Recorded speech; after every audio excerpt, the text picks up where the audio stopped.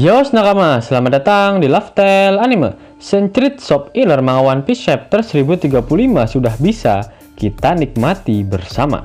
Jangan lupa untuk selalu berterima kasih kepada opa-opa Korea yang telah kerja lembur bagai kuda agar bisa mendapatkan Shop Iler ini. Manga One Piece chapter 1035 mendapatkan judul Zoro vs King. Manga One Piece chapter 1035 diawali dengan cover story, di mana kali ini menceritakan mengenai pelarian dari Whole Cake Island. Belum jelas memang siapa yang diceritakan pada cover story kali ini. Bisa jadi itu bajak laut matahari ataupun keluarga Vinsmoke. Manga One Piece chapter 1035 kembali memperlihatkan pertarungan antara Sanji melawan Queen. Ternyata serangan Jin Ifrit Jambe milik Sanji berhasil mengalahkan Queen. Shin kemudian berpindah ke pertarungan antara Zoro melawan King. Akhirnya Zoro menyadari sedikit kekuatan dari King, yaitu ketika api di punggung King menghilang, pergerakannya akan semakin cepat, namun pertahanan dari King akan menurun. Wajah King akhirnya terungkap. Sayap hitam, rambut berwarna abu-abu, dan kulit berwarna coklat adalah karakteristik utama dari klan Lunarian. Jika seseorang menginformasikan kepada pemerintah dunia mengenai keberadaan dari klan Lunaria, maka mereka akan membayar sebesar 100 juta berry. Kemudian diperlihatkan flashback saat momen di mana Kaido dan King dipertemukan. Mereka berdua saat itu sedang berada di fasilitas penelitian milik pemerintah dunia. Sepertinya lokasi pada flashback tersebut terjadi di Pang Hazard. Apakah King saat itu juga menjadi kelinci percobaan dari Dr. Vegapunk? Selain itu, diberitahukan nama asli dari King yaitu Albert. Pertarungan antara King dan Zoro pun berlanjut. King menggunakan serangan yang dinamakan Omori Karyudon. Sedangkan Zoro menggunakan teknik baru yang dinamakan Dragon King of the Three Flames.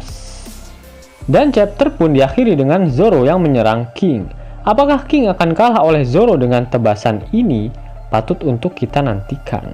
Dalam akhir chapter 1035 ini belum ada informasi apakah Oda Sensei mengeluarkan kata-kata mutiaranya ataupun tidak. Namun menurut opa-opa Korea, Shop Iler manga One Piece chapter 1036 akan rilis pada Selasa depan, dan manga One Piece chapter 1036 akan rilis pada Minggu Natal.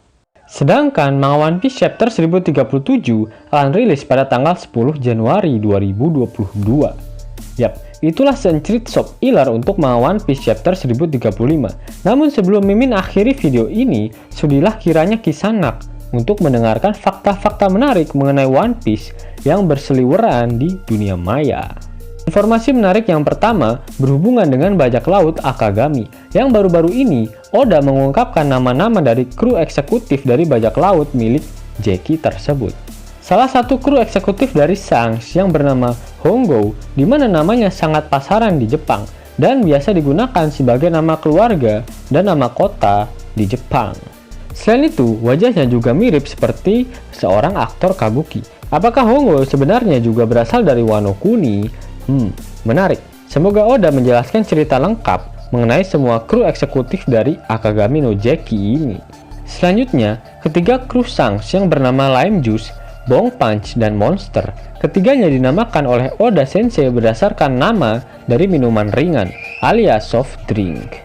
Informasi menarik selanjutnya yaitu pada satu acara live di radio lokal Jepang, seorang komedian Jepang yang bernama Sanma mengatakan jika Sun God Nika mungkin saja terinspirasi dari dirinya. Lucunya, tanpa Sanma sadari, Oda juga tengah mendengarkan acara tersebut di radio, dan Oda langsung mengirim pesan melalui micet pada Sanma seperti ini. Woi, sotoy lu, Nika gak mirip kayak lu. Next time, kalau Nika muncul, dia akan memperlihatkan wajahnya. Informasi menarik selanjutnya yaitu mengenai trivia yang berhubungan dengan salah satu scene pada manga One Piece chapter 1034. Ternyata terdapat sebuah alasan mengapa binatang peliharaan milik Osome adalah seekor tikus. Di mana kata Osome sendiri jika dilokalisasikan akan memiliki arti yaitu warna hasil celupan. Sekitar 200 tahun yang lalu, geisha yang berada di daerah Fukagawa selalu menggunakan kimono dengan warna celup abu-abu. Dan warna tersebut dinamakan dengan Fukagawa Mouse. Literasi Oda Sensei memanglah sangat membagongkan. Informasi menarik selanjutnya datang dari media editor dari manga One Piece yang bernama Takano. Dia mengatakan jika cover manga One Piece volume yang paling Oda favoritkan adalah volume 53. Alasannya adalah karena para kru topi jerami terpisah pada volume 52, sehingga pada volume 53, Oda hanya menggambarkan Luffy seorang diri tanpa krunya di volume 53 ini, di mana hal tersebut mengingatkannya pada manga One Piece volume ke-1. Berbicara mengenai cover dari manga One Piece volume, terdapat sebuah trivia menarik yang patut untuk digosipkan. Yang pertama adalah sosok Mihawk yang tidak pernah muncul di satupun cover pada manga volume One Piece. Kedua yaitu volume ke-50 adalah satu-satunya manga volume yang memberikan pernak-pernik pada logo One Piece-nya. Kemudian yang ketiga, saat Shanks muncul di cover manga volume, pasti ada sosok brengsek di Teach yang juga ikut muncul di sana. Informasi menarik selanjutnya mengenai lembar halaman dari chapter pada manga One Piece. Oda mengatakan bahwa jika saja dia diizinkan untuk menggambar satu chapter berisi 30 lembar halaman setiap minggu, dia pasti dapat segera menyelesaikan chapter itu tanpa terburu-buru karena deadline. Menurut editornya, Oda menghabiskan waktu cukup banyak untuk memadatkan cerita satu chapter ke dalam 17 halaman. Oda berkata, harus memotong beberapa adegan itu selalu terjadi di setiap chapter karena menyesuaikan dengan halaman. Aku memang mengomentari tentang hal ini di majalah ini. Memotong adegan berarti aku tidak membutuhkan adegan itu.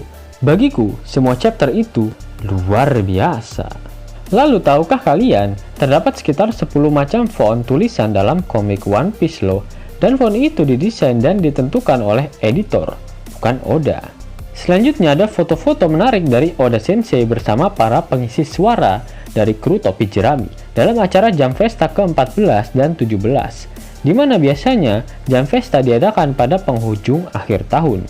Kebohongan apalagi yang akan diutarakan oleh Oda Sensei di acara Jam Festa ke-22 mendatang patut kita nantikan.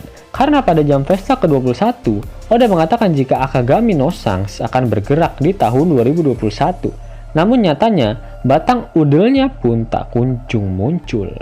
Dimana pada Jam Festa ke-20 pun, Oda berkata jika dia akan mengungkapkan nasib dari Sabo, Vivi dan juga buah Hancock.